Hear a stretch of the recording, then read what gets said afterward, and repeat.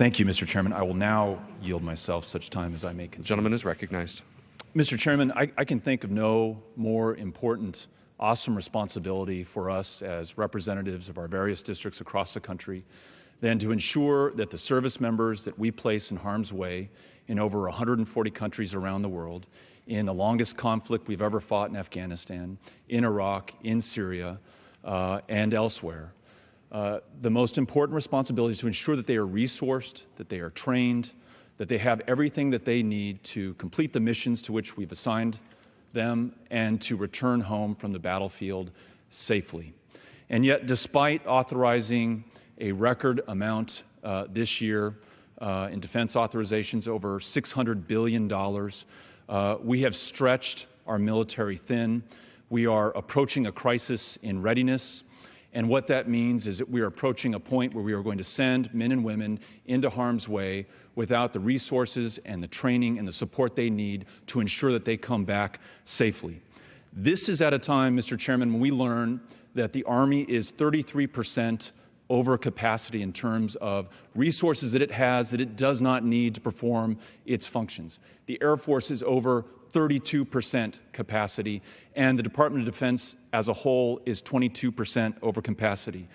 Just one example, in the Department of the Army, if we were to reduce that overcapacity and move those resources where they can be more effectively placed, we would save $500 million a year.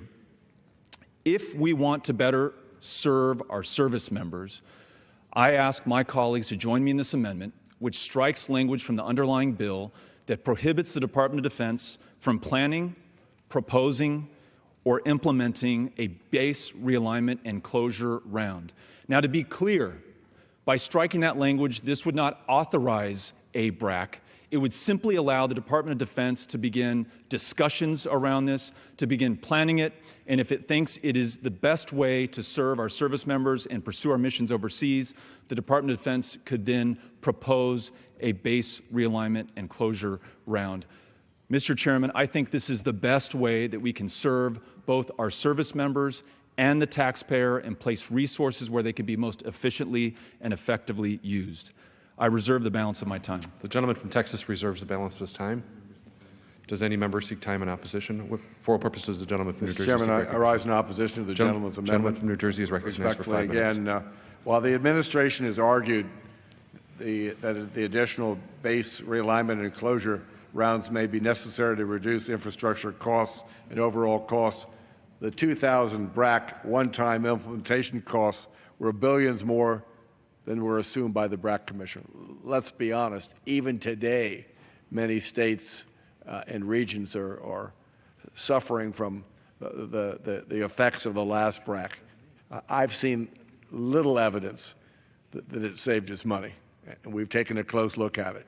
Furthermore, the authorization bill, which we passed several weeks ago, rejects BRAC for fiscal year 2017, and our bill provides none of the requesting funding for a BRAC analysis and planning. I think the majority in Congress have made their views clear, and I rise in opposition to the amendment and urge a no vote.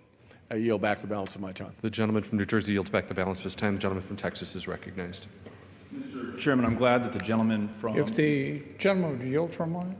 I yield to the gentleman from Indiana. Appreciate the Indiana is recognized. Gentleman yielding. I do rise in support of his amendment. The fact is the Congress of the United States today excels at one thing. We excel better than anybody else at one thing, doing nothing. We do nothing better than anybody else. We should do something, and I do believe we ought to look ahead. The department is asking us to take a longer view, and let's take a look at this.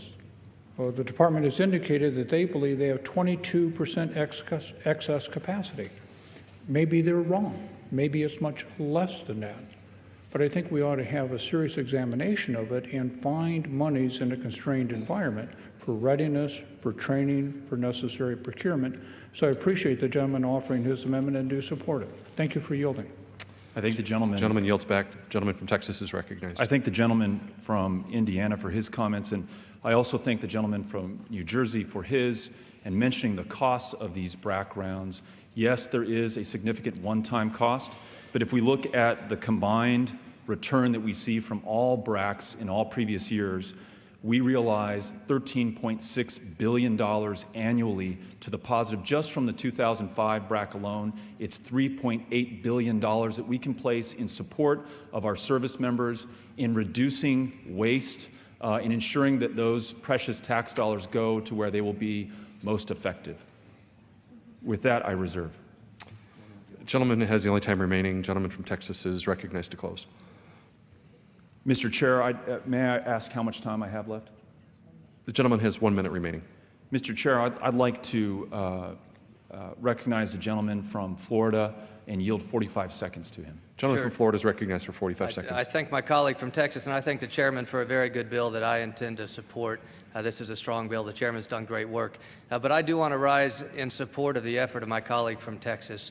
We do continue to hear about the excess capacity that each of the services have. And I ask the question, should we really be paying for cement we don't need when we face in-strength needs, recapitalization needs, and other more important priorities than facilities? This is a hard issue, and the answer doesn't lie simply in today's amendment, but I think we should continue the conversation. That's why I rise to support my colleague, I rise to support the bill, my chairman as well, and to thank you for offering the amendment.